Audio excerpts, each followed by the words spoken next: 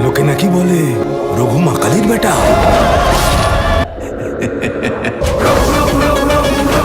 ওকে তো ভাই লোক, ইতিমধ্যে তো তোমরা সবাই রঘু ডাকাতের টিজার দেখে ফেলেছো। আমিও অলরেডি অনেকবার দেখেছি, তবে বারবার দেখার পর আমার মাথায় শুধু একটাই প্রশ্ন, এটা সত্যি কোনো বাংলা ফিল্ম? মানে ভাই ভিজুয়াল থেকে শুরু করে ক্যারেক্টার বিল্ডিং প্লাস অ্যাকশন, এগুলো দেখে মনেই হচ্ছে না এটা কোনো Bangla film. Look like a south big budget film. এবং এর আগে যে একটা কমপ্লেন ছিল এখানে এআই কেন ঢুকিয়েছে, ওয়েল মেকাররা ওটারও জবাব এই নতুন টিজারই দিয়ে দিয়েছে, প্রত্যেকটা রিয়েল সেটের তৈরি করা শট দেখিয়ে। আই নো এখন অনেকজনই কমেন্টে এই সিনটার কথা বলবেন যে ধুর মিয়া তুমি একটু বেশি বুঝো, এই সিনটাও তো এআই দিয়েই তৈরি করা।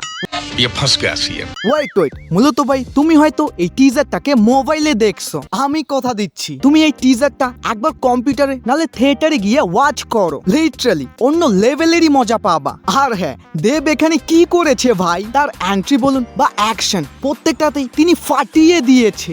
এবং ভাই মা কালীর ওই এক হাত দাওটা দিয়ে যখন সে বুকে মারে, আমার তো তখনই সিটি মারার মন করতেছিল, বাট আনফরচুনেটলি আমি সিটি বাজাইতেই পারি না।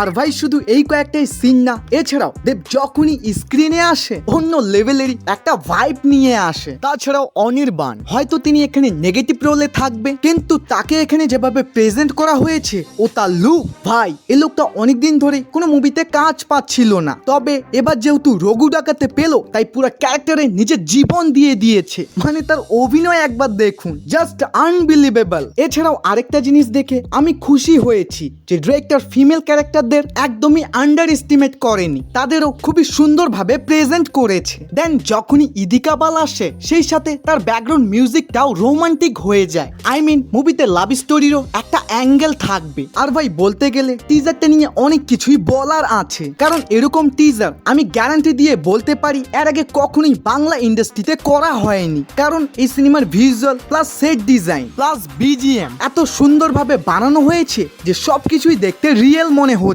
তাই ওভারঅল যদি একটা রিভিউ দিই, আমার এটা দুর্দান্ত লেগেছে। এন্ড সরি হয়তো আজকের ভয়েসটা একটু খারাপ শুনতে পাচ্ছেন, বিকজ আজকে আমি ঘরের বাইরে আছি। ওয়েট আজকের ভিডিওতে আমি যতগুলো কথা বললাম ওগুলো টোটালি আনস্ক্রিপ্টেড। ভাই আমার নিজেরও মনে আসতেছে না আমি কবে লাস্ট স্ক্রিপ্ট ছাড়া ভিডিও বানিয়েছিলাম। সোজা কথায় আজকের ভিডিওতে আমি যা কিছুই বলেছি আমার মন থেকে বলেছি। তারপরে অসংখ্য ধন্যবাদ ভিডিওটা শুরু থেকে শেষ পর্যন্ত দেখার জন্য। আর হ্যাঁ ভাই প্রতিদিন বলার কেন লাগে, এখনই চ্যানেলটাকে সাবস্ক্রাইব করে রাখো। বাই।